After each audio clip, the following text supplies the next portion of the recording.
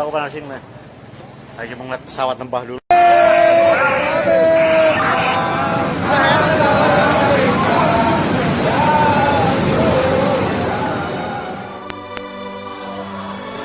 Allahu Akbar, la ilaha.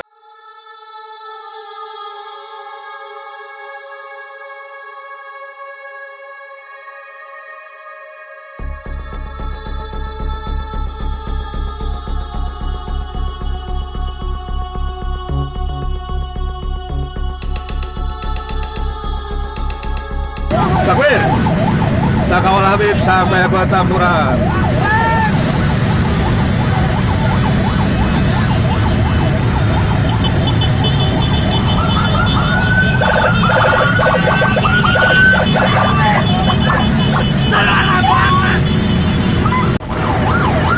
Konvoy Petamburan.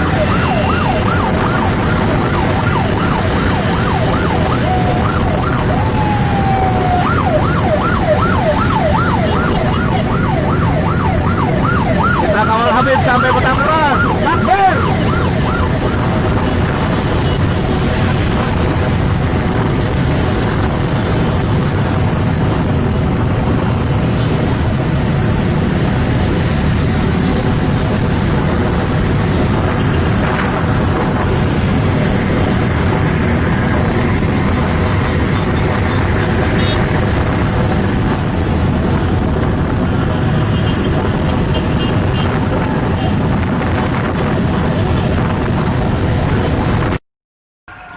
Assalamualaikum.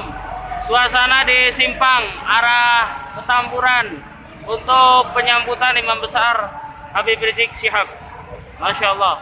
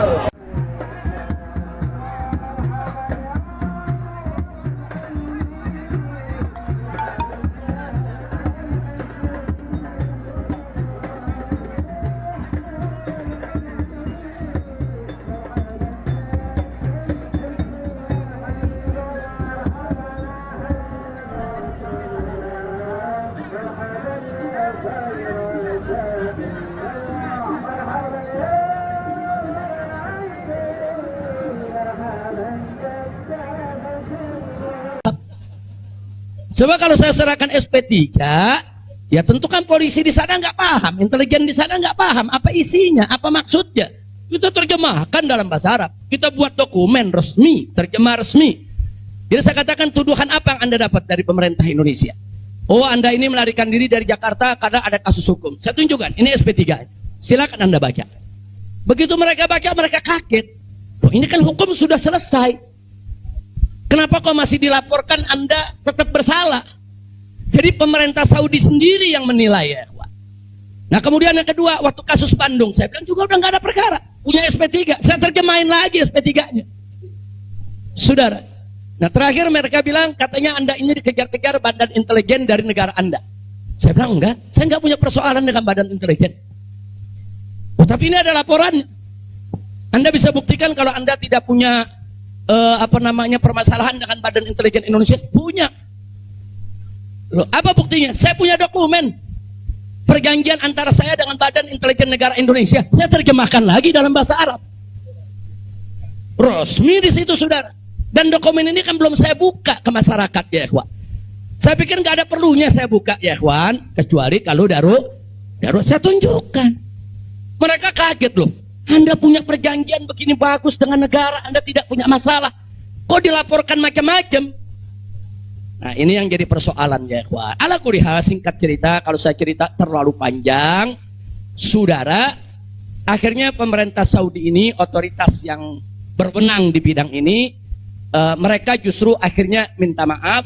Mereka bilang, nahnu natawarrat, nahnu ghaltan, kami salah, kami sudah melewati batas wewenang yang kami punya. Kami minta maaf karena memang ini kesalahan dari informasi yang kami terima. Nah, jadi supaya Anda tahu, akhirnya mereka tidak mengganggu kita sama sekali. Nah, bahkan terakhir bukan lagi persoalan bayang safar, jangan kita deportasi. Saya ditawarkan, Habib, Anda mau pulang besok ke Indonesia atau Anda mau tinggal di sini selamanya? Silakan. Maka itu pada malam Ahad, Sabtu malam Ahad, sebelum saya pulang, saya ke Riyadh, saya diundang resmi ke Riyadh. Saya diundang resmi ke Riyadh, saya ketemu petinggi di sana ya, kawan. Mereka tawarkan, kami minta maaf karena memang ini kesalahan dari informasi yang kami terima. Nah, jadi supaya Anda tahu, akhirnya mereka tidak mengganggu kita sama sekali.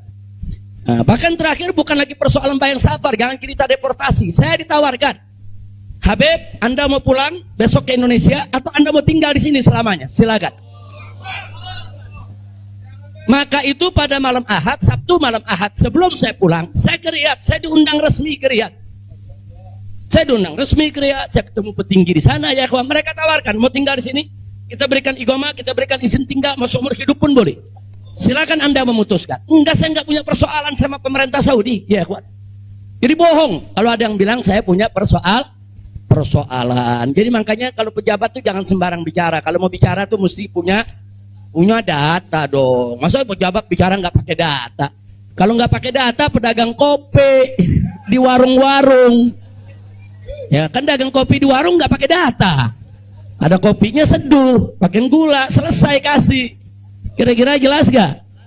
Ini kalau pejabat tingkat negara harus punya data ya, kawan. Nggak sembarangan. Tapi baiklah, kita bagian akhir.